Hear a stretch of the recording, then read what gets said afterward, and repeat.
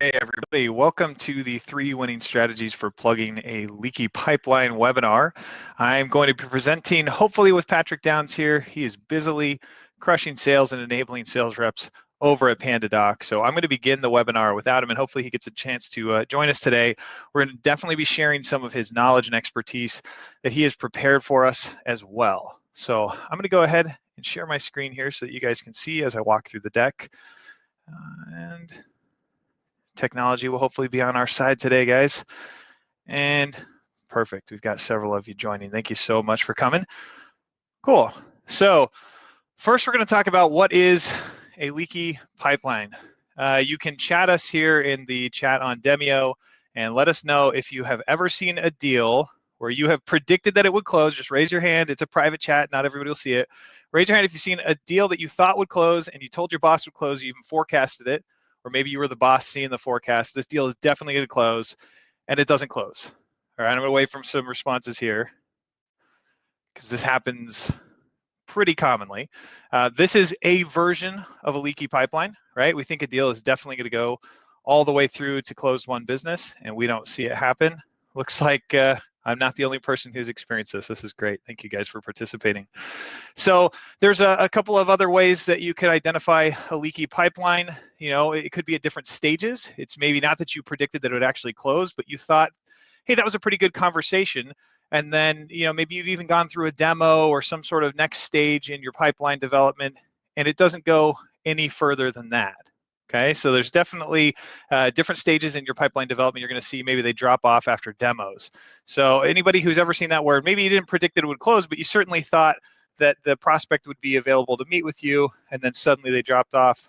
Hey, Patrick, welcome. Thank you for joining us, man.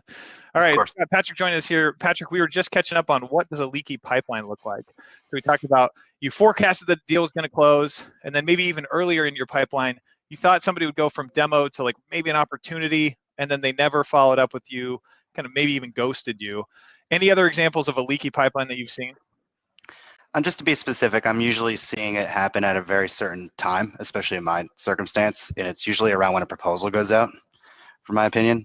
I think it comes from what we're going to talk about soon, people not disqualifying properly or getting happy ears.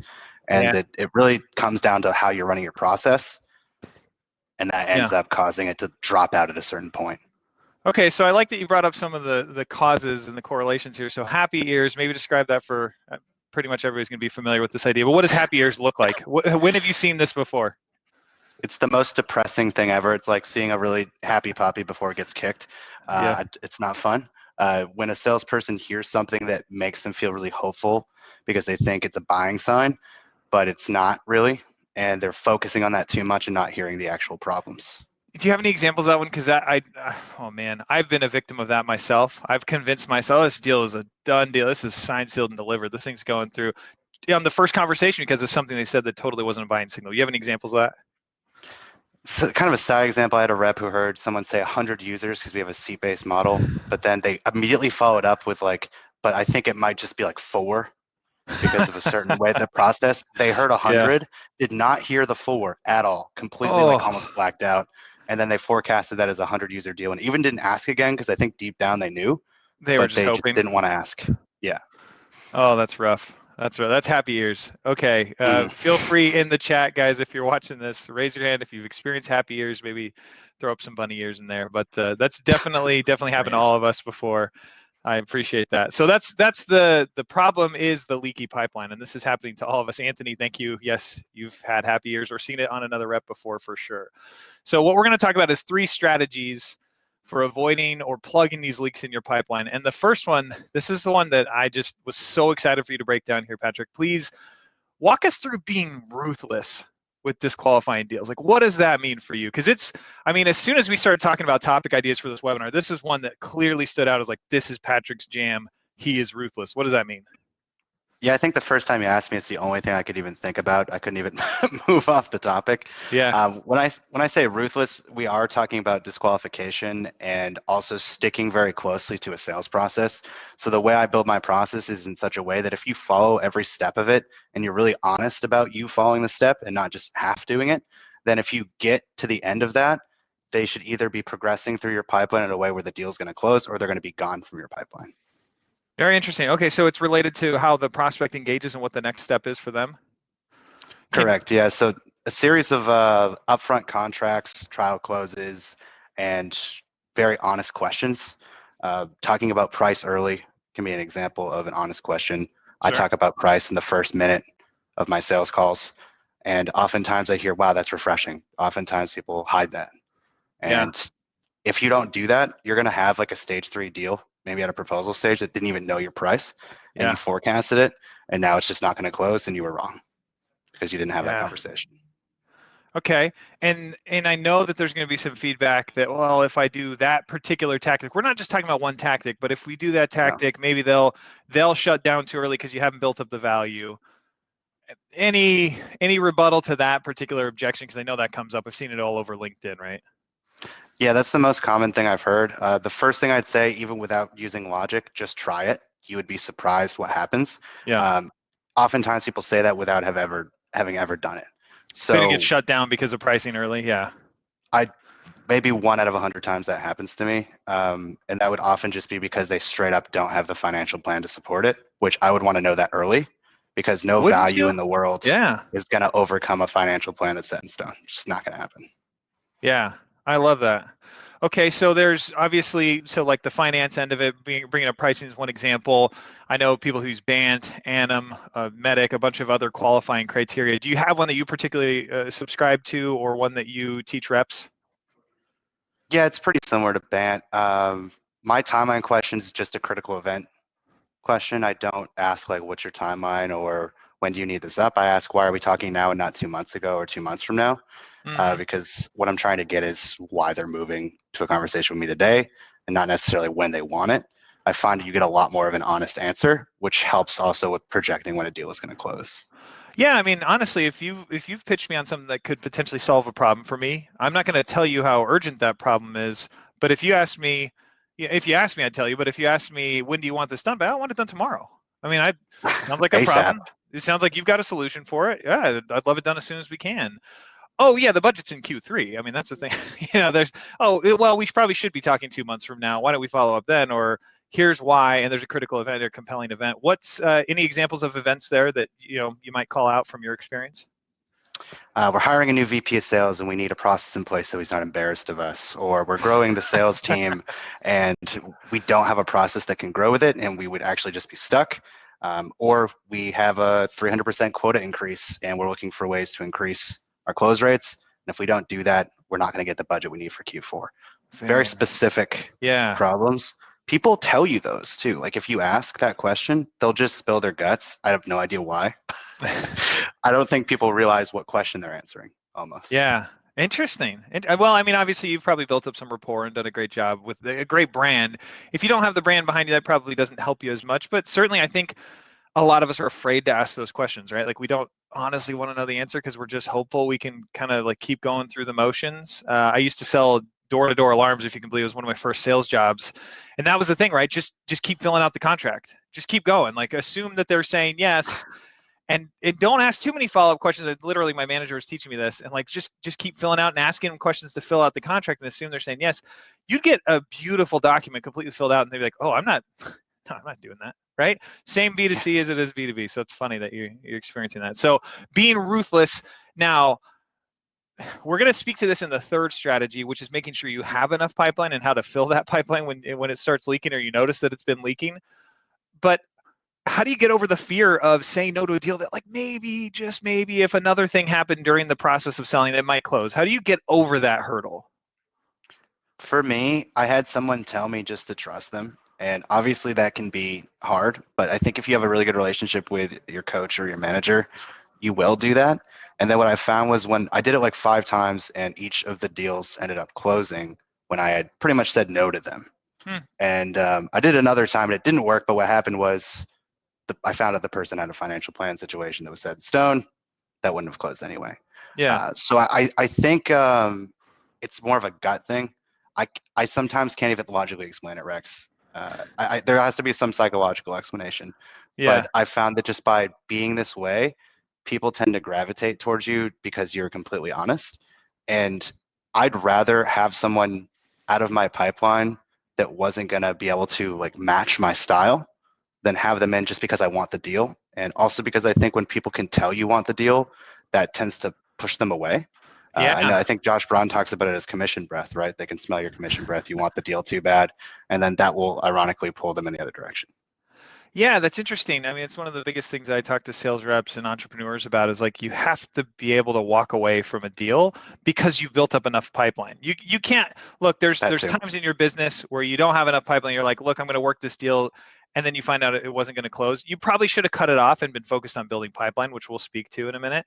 But sales cures all ills, right? Like if you had enough pipeline, you wouldn't be desperate for that deal, and they can definitely smell your commission breath. It is the most painful thing in the world. I've gotten so many emails, even in the last 6 months, because I'm now a buyer. I'm a COO. I get to get these cold emails and cold calls, and like I'm a buyer, and I've experienced that where they'll like send me at the end of the month, hey, is there any way we could get this done by the 31st? I'm like, that is totally unrelated to my timeline at all. So no, but thank you. You can really tell when people are getting desperate. So I think your ability to walk away and your willingness to walk away definitely speaks to like, hey, not ruthless in a negative way, but ruthless in like, I don't have to do this one deal to make my number for the month or quarter or year. I have to do good business consistently. So I think that seems more like your style, right? Yeah, and I think it also raises a question in the buyer of like, why is he walking away? Because Mm, it's the pattern is that the salesperson is going to try and close the deal no matter what. And I yeah. think they're going to assume like, well, so many people probably buy this, or he has so many other deals he's working that it's not that important. Hmm. And then that triggers like a psychological reaction with, oh, maybe I should be more interested. Maybe I should like consider something that I wasn't thinking about before. Okay, Oftentimes you'll so get people bouncing back through email like a week later too. yeah, call me crazy. This happens to me at CarMax, right? Have you ever been inside a CarMax before? I have. Okay, so I've been on a lot where somebody's tried hard selling me and trying to get me to push through to a deal, and I've walked into a CarMax and been like, I can't get somebody to talk to me. I feel like I want to buy from those people because I'm like, well, okay, clearly they've got it going on. They don't need my business, and they're not desperate or hungry for me to come in and like sit down with one of their sales reps and well, let's get financing in here before they even know what car I want to pick. They're just not hungry for me, but you can see them doing deals. You can see that they're working, that they're doing their job. And if I ask them a question, they're going to know the answer. So this is interesting. I think it applies in a bunch of different places in life and in sales. So that's great. 100%. I mean, even just in my normal life, I've gotten really busy, so I haven't been able to respond to texts. And there's like people I never talk to that never message me, but I didn't respond to them because I was busy, and they messaged me like 7 or 8 more times because I Yeah, didn't respond. yeah, that sounds I think right. it's just human nature. That's right. Well, yeah, we want to be wanted, right? That's great. Well, let's talk about rule number 2 or your kind of your philosophy, which I think a lot of people are going to have a ton of questions, and we'll break it down in the next slide as well, what exactly this means. But you have a hard and fast rule. You want to touch every deal every day. Why? And then we'll get into the how. Yeah, I think if you're not, and when I say this, I mean if you don't have a next step, or if you feel like you haven't provided enough value. And I think you asked me this question once and I forgot to answer it with like, how do you decide what deals you actually spend the extra time on? And we'll get into that for a second.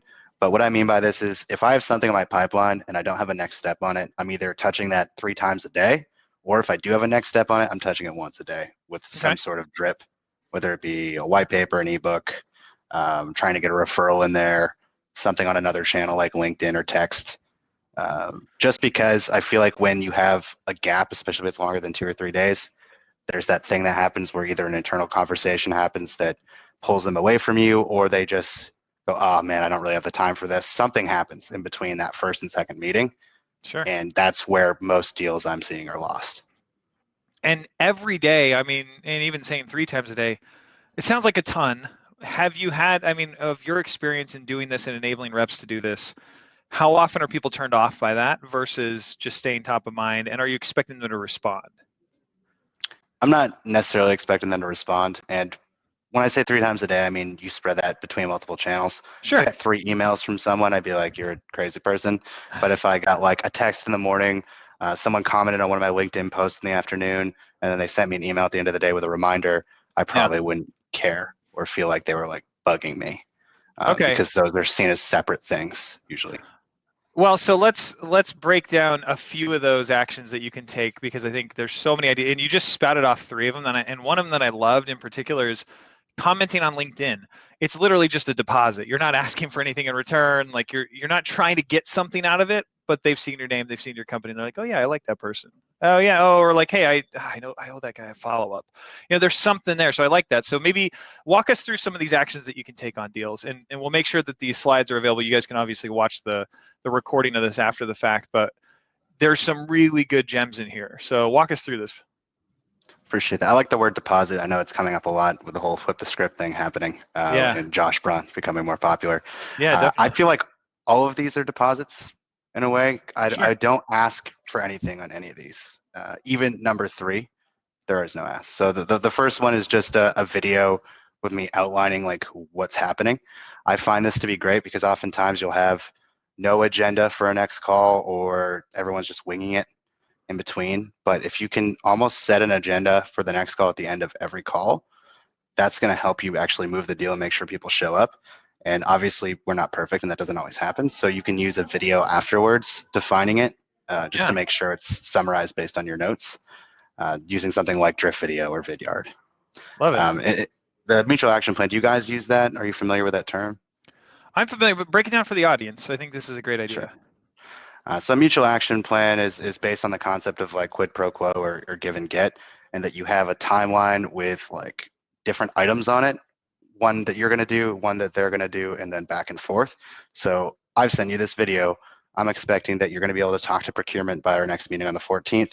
And then I'm also going to give you a LinkedIn recommendation. And then I'm also expecting from you that you're going to give me a referral, something. Sure. So it's just a series of quid pro quo with a timeline.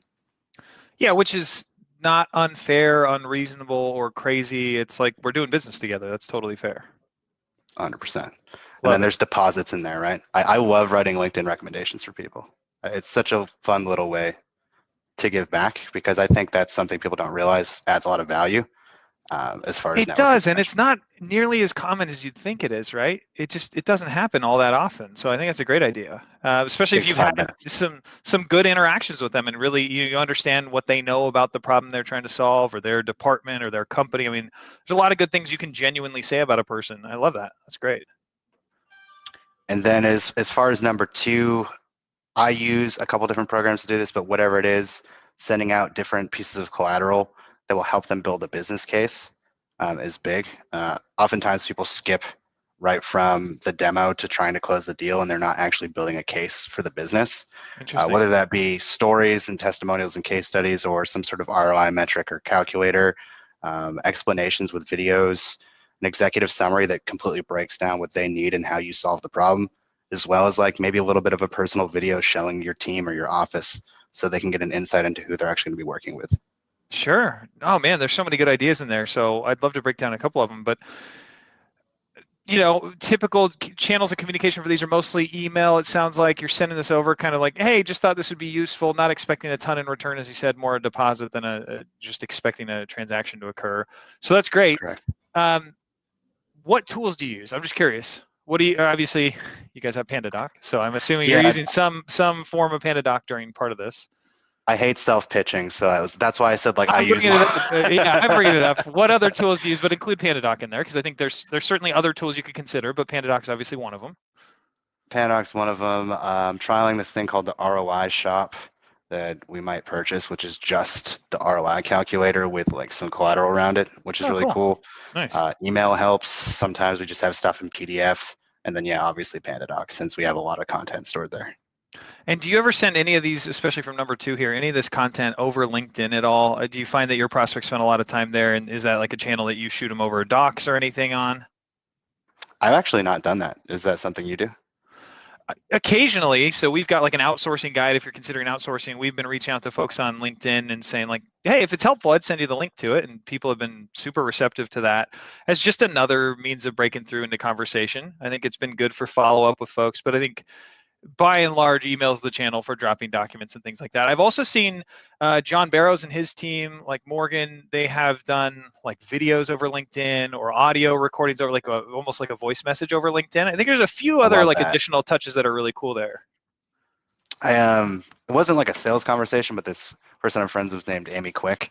I don't know if you're familiar with her. Hmm. She sent me a LinkedIn voice message and then just kept sending them to me while I was typing. and then she would respond with voice, and it felt like a weird That's too funny. situation, but I felt like I knew her by the end of it. And if she had just been typing to me, I probably wouldn't have like formed any sort of relationship with her, but now Yeah, we're that's really good cool. friends. So I feel like that could work in a business context too. I've yet to get a sales message from a LinkedIn voicemail, but Yeah, even if I'd it be were just curious. a friendly follow-up on something, I think that's great. Well, so break down number 3 for us then. So I think this is key. Having some sort of prospecting tool like Zoom Info, Seamless, to find everyone else in the buying committee. Hopefully you've gotten that during the sales process, and hopefully Sure. my reps, if they're watching this, did. But if you didn't, you can find those on some sort of prospecting site and calling around and just trying to see what their feelings are. Like, hey, how aware of you of this project? I know typically like a sales operations director would be heavily involved. How do you feel about the integration to your tech stack, et cetera? I'm not trying to like get them to a meeting necessarily or to sell Yeah. them. I'm just trying to figure out what's happening internally. So I think some people would object to this in terms of like just being afraid that they're going to be seen as going around somebody else. But in reality, that's not what it is at all. I mean, from the way you just described it, you're just trying to get some context, maybe some feedback, put it in front of them again. So not trying to get a meeting. How commonly do you use this tactic? I mean, is this something that you guys are doing every time for most deals or for just maybe those larger enterprise deals? It's usually used, yeah, for a larger deal or if you feel like you're not getting as much insight as you need. Ah, okay. Or on the opposite side, if you have really good rapport with the company and you know that like they'll even maybe appreciate it, Yeah. I would definitely use it then. But also, just one quick comment. I feel like fear has never stopped me from doing anything that's hurt me. I feel Yeah. like fear has only ever stopped me from doing something that's going to help me. So I think a Very lot of interesting. people, if they feel that, that might be actually a good indicator that you should do it. That's interesting. So that reminds me of the 4-Hour Workweek. I'm not sure if you've read that book, but I read it very early on in my career and it was very impactful. And Tim Ferriss mentions if it's the thing you're most avoiding doing, it's probably the thing you should be doing. So I like that you mentioned that you bring that up because it's really true. If we're afraid to ask a question of a prospect, if we're afraid to put something in front of another member of the buying committee, we're probably just afraid of no, right? And it's probably the thing that would most move the deal forward or most engage the prospective customer here. So I think that's a great point. And one real quick on that, I find that people who say that, if they're especially if they're not performing, my response is usually like, I'd be more afraid of continuing to do the same thing that's not working than to Yeah. try something else. Sure. It's rarely the top performers who are saying no to the new tactics that they're trying out because they're the people who've tried it and proven whether it works or not. They're the crazy people usually, and That's I right. stick with the crazy people. That's right. Well, good. Good. I mean, that's awesome. Okay, so calling around the buying committee is, of course, like the next layer deeper, and that's number 4 here. And you bring up something, don't be actively selling. And is this kind Yeah. of what I was speaking to earlier? Is like you're not trying to go around somebody, you're not trying to make a decision happen regardless of their own internal processes. What are you trying to gather out of that kind of conversation? Yeah, again, this is just another way to try and gauge interest. For me, I want to know if this is like a legit opportunity or if maybe I messed up somehow in my Sure. structure. And just also to verify things. So like if I hear that, John is approving the budget and I call him and I ask him about it and he has no idea, I'm like, okay, so I'm forecasting this and the guy who Yeah. controls the budget doesn't know he has to release budget. Yeah. Okay, that's not good. And it's so often people won't do this, but then you're like, all right, I've gained so much intel that I can actually Yeah. close this deal now. I can only imagine, and I've experienced this before, where somebody says, "Oh, I don't even know what you're referring to." Whoa, okay, there's a red flag. It's more than not knowing you need to release budget. It's not even knowing this is a problem on the radar of the other person. That's really, really valuable. So that's great. Number 5 is one that I've used many, many times successfully. I love it. Arranging referral calls or reference calls with current prospects to current customers who have faced similar challenges. I think this is just a phenomenal strategy. There's ways to deploy this correctly in ways that are a little risky or scary, but again, fear's not the reason not to do it. So how have you deployed this? Like, for example, are you on the call? Do you guide the call? Do you prep the current client? How do you engage in this, or do you just kind of connect them over email and hope they talk? I'm curious, what do you think is the scary way to do this? Well, for some folks, I think they would be afraid of not being in control of what the current customer says for fear that Mm, there's some facet they'll bring up that's like, well, yeah, but that's not really a problem. Like, don't bring that up, Again, not a good reason not to do it. You should have a product that you're fully supportive of and faithful in. But, there's some strategies where you have a little bit tighter control. But I've also seen it work where we just shoot over an intro email and expect them to have a conversation and follow up. Yeah, I'm a big fan of direct communication, but I would never want to be on the call because I feel like that would influence it. And Yeah, the whole point of having that is so they can speak to a third party without me yeah, and get someone's honest feedback. And I also feel like if you're worried about what the customer's saying, it's like, uh-oh, like, why are you worried? yeah, yeah, Hopefully they're happy if you sold them. But I would probably call the person that I'm going to refer and just be like, hey, I have someone that's looking to speak to one of my current clients who had a similar problem. I know that you had that. Would you be open to it? And I would say, okay, so I'll introduce you guys over email, and then we can expect it to be maybe by the end of the week, and then I'll call you again to see how it went, and then I'll reach out to them. But I would want to have direct, open lines of communication with both parties throughout that yeah. I like process. that, and I appreciate that you mentioned something that again kind of eliminates the fears. Like you're going to mention this is why they want to talk to somebody. Here's a specific thing that I would love if you could speak to your experience around. You don't have to control what that experience was because it already happened, and they should be able to speak to it competently. But I do like that you're Yeah, kind of opening the door, like, hey, here's a thing they're concerned with, and this conversation should speak to that. Anything else, of course, is free game because you're two humans who can interact in however or whatever way you want. But I would hope that at least you're able to answer that question for this prospect, and that's why I thought of you, which I think is that's a nice way to approach somebody instead of just saying, hey, this is somebody who'd like to talk to a current customer. Like, what do you expect me to 100%. say? Like that poor customer is just feeling like, I guess, I mean, I'm not really prepared for this. So kind of giving them a little prep, laying the groundwork there and keeping the lines of communication open is great. 100%, man. So this is two of the most important things you can do, right? You're going to ruthlessly disqualify people who are not going to be a fit, who are not going to benefit, and who are not going to move forward. Definitely those who are not going to move forward. And then you're going to keep following up. You're going to keep doing your job. You're going to get those next steps. You're going to build that mutual action plan. And in between, you're going to be dripping value, making deposits, as Josh Braun says. So I think there's a lot of good that you can do there. I want to talk about what happens when you realize your pipeline isn't full enough now that it's been leaking. You're trying your best, but there's just not enough deals. And I'm going to speak to the TSD top of funnel version of this, but I think you and I talked about this ahead of time. There's a lot of implications further and further down the funnel as well. So when Ryan Reisert and I started the company, we talked about, we wrote a book on outbound sales called Outbound Sales No Fluff, and we talked about the lead bucketing strategy. And this applies all the way through the funnel, but we stopped at the top of the funnel, right? So people you've never spoken with, people you've tried to reach, but you have a validated channel, still haven't reached them, people you've actually spoken with but haven't converted, and people you converted to a meeting. It keeps going, right? People that you've had a first real sales engagement with, people that you've got in the pipeline, people that disqualified out, maybe bad timing, et cetera, or people who are still actively in the pipeline and close to closing. So there's all these different buckets of prospects. We say when you want to go and get more prospects into the pipeline, when you want to get more deals into your pipeline, you work the buckets backwards. You don't go and start cold calling 1,000 people. You don't start from scratch. You go to the people who didn't hold a meeting, who said they would, but then timing caught them away, or the holidays happened, or whatever it is. You go back to those folks who are closer to your brand, closer to the value proposition, closer to the pain that you solve for, and you work your way backwards all the way to filling your funnel again with new, fresh conversations. Again, this goes into like, hey, who do you focus on right now? So Patrick, for you, when you're trying to make deals happen, who do you focus on first? And is it just who's closest to closing timeline-wise, stage-wise? What do you prioritize? Yeah, so for bottom of the funnel, I sort first on my opportunity list in Salesforce by close date, and then I would go by stage. So Yeah. close date's important just for like pipeline health, because if you have something in the past, obviously something went wrong with that deal, Yeah. and I want to fix that because if I have money Yeah. that can potentially be lost, go to that first, and that's obviously closer to closing. And then I would sort by stage and then start with like someone that might be in a verbal commit and figure out why that's not coming through and working backwards. Pretty much the same as how you do it here. Good. I mean, this is vitally important because I think the temptation is to say, well, I've got time. I better go set some new meetings. And like, no, you might not even need more meetings. You actually might have a full enough pipeline, but you didn't get next steps. Like all you need Yeah. to do is re-engage them. Hey, the deal that you thought was lost because they ghosted you, call them up. See what happened. Find out if you can't re-engage them, and maybe now the buying window's open again. So I think there's a ton of good there.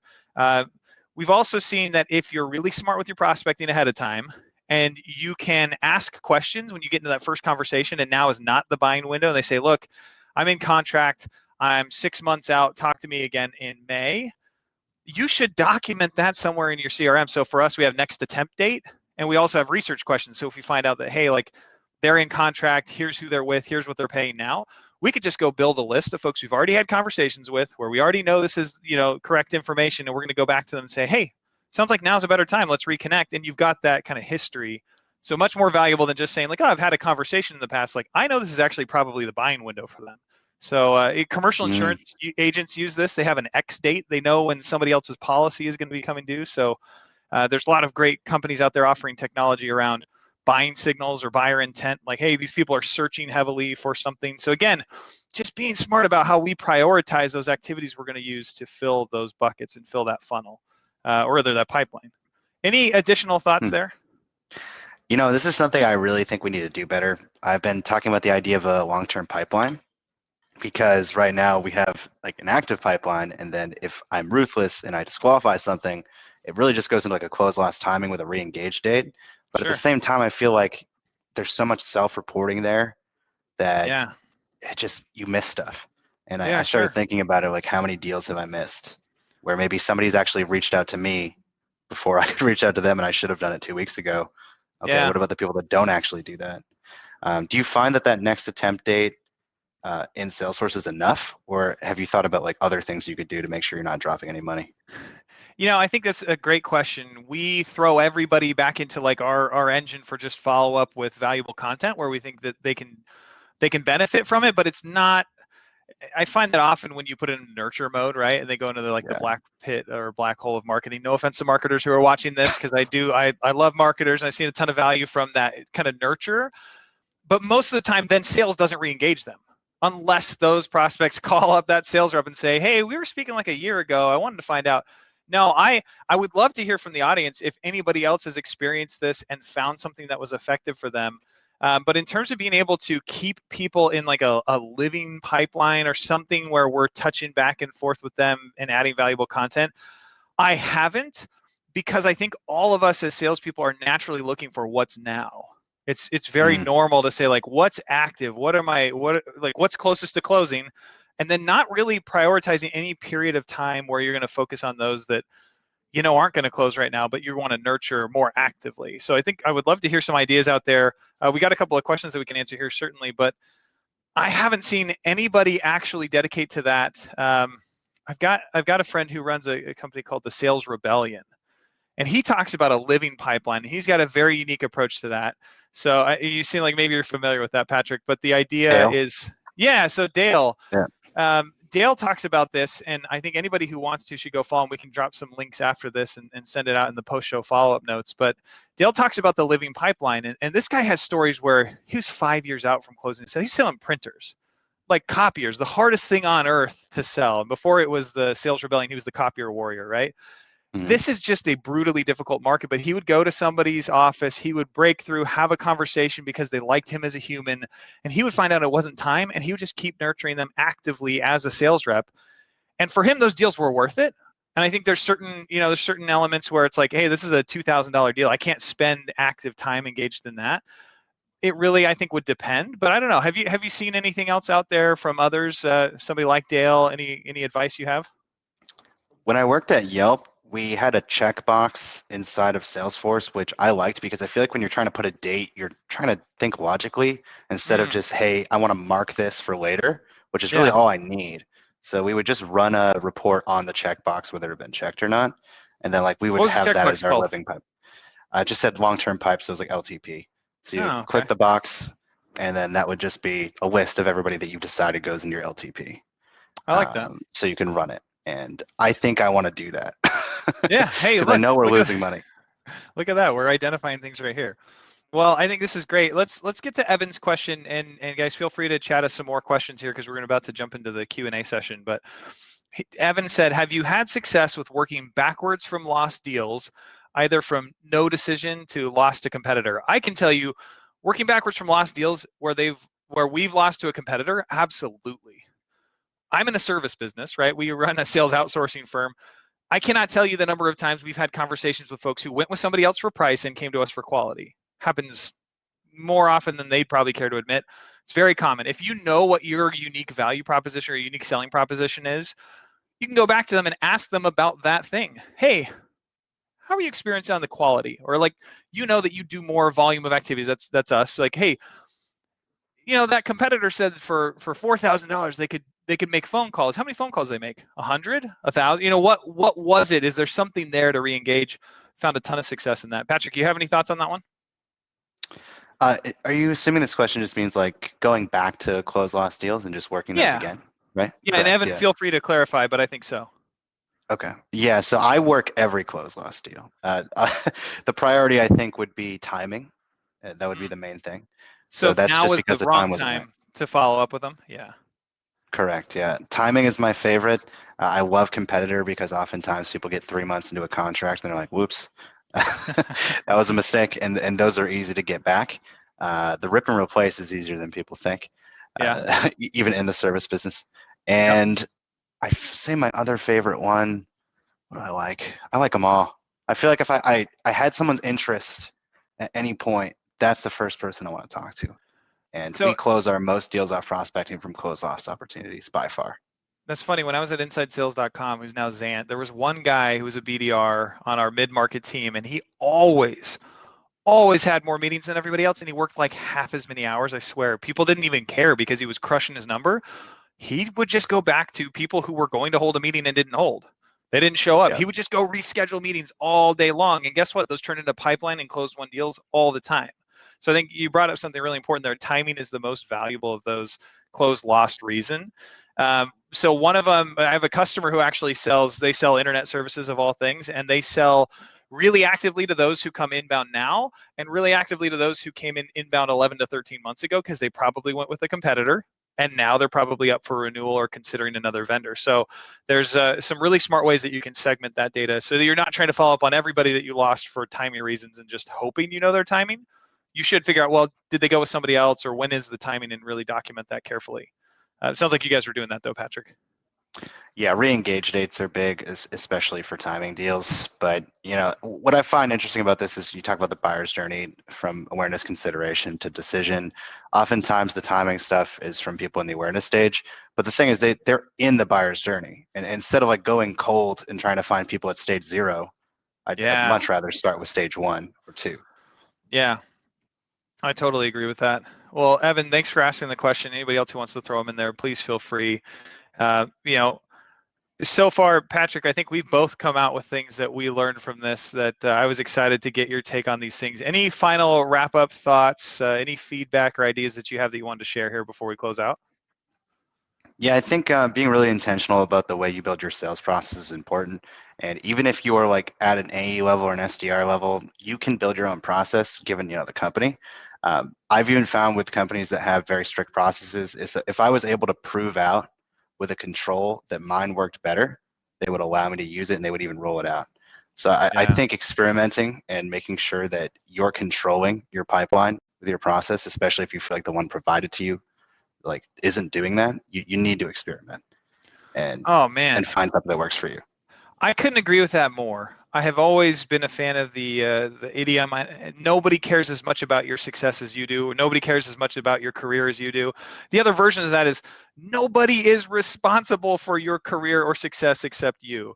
And so taking that on and being really intentional about it, I think is super smart. So SDR, AE, full cycle rep, manager, director, VP, CEO, whatever, you're responsible for that success. I think being able to get a little flexibility, try some things out, find out what's working for you, and then applying that and maybe sharing it.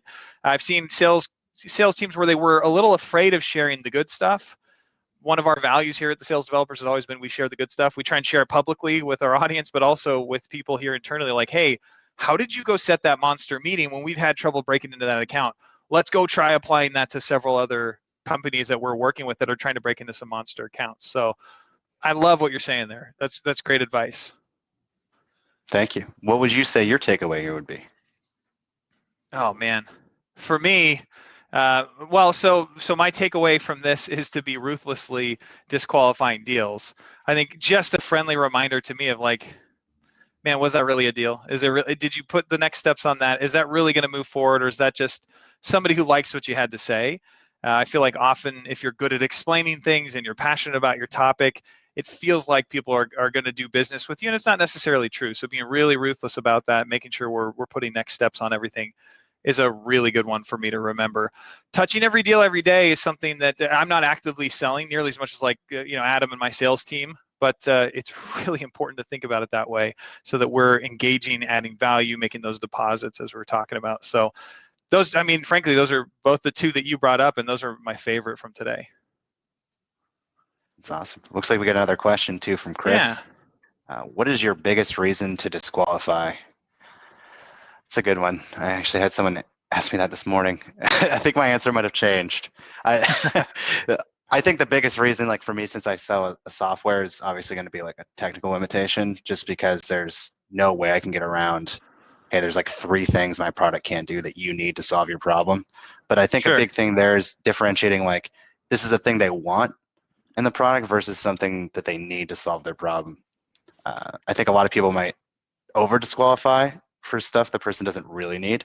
So Sure. something I would say is that you should reverse a question before you answer it. So if someone says, hey, can your wham doodle do X? I would say, like, why do you need my wham doodle to do X first? Yep. To get that. Sometimes it's not a big deal. So that would be the biggest hurdle to overcome, right? When a technical limitation, like, hey, my product only integrates with G Suite. Great, got to have G Suite. You're on Microsoft 365, Office 365, no dice. Yeah. What would be your biggest reason that you actively disqualify something where the prospect may still be interested or engaged to some degree? Like, what's something maybe that you're choosing to disqualify for? And I know part of it you said is gut, but I think there's also probably one more common than the rest. If they don't have a problem that they think is a problem, that they can put an active price tag on, and that needs to be solved soon. Yeah. I think we're probably all afraid of admitting that that's the best reason to disqualify somebody, right? They don't have a real problem we can solve. Well, that's great. Chris, thank you for the question. We really appreciate it, guys. Patrick, thank you for participating. Thanks for willing to join us. Thanks to the PandaDoc team who was willing to loan you to us here for about an hour. And everybody, we're going to be sharing the recording, so feel free to share it with your teams and make sure that they are maximizing the ability to plug those holes in their leaky sales pipeline. Thanks so much, everybody. Awesome. Thank you, Rex. Thanks, everybody.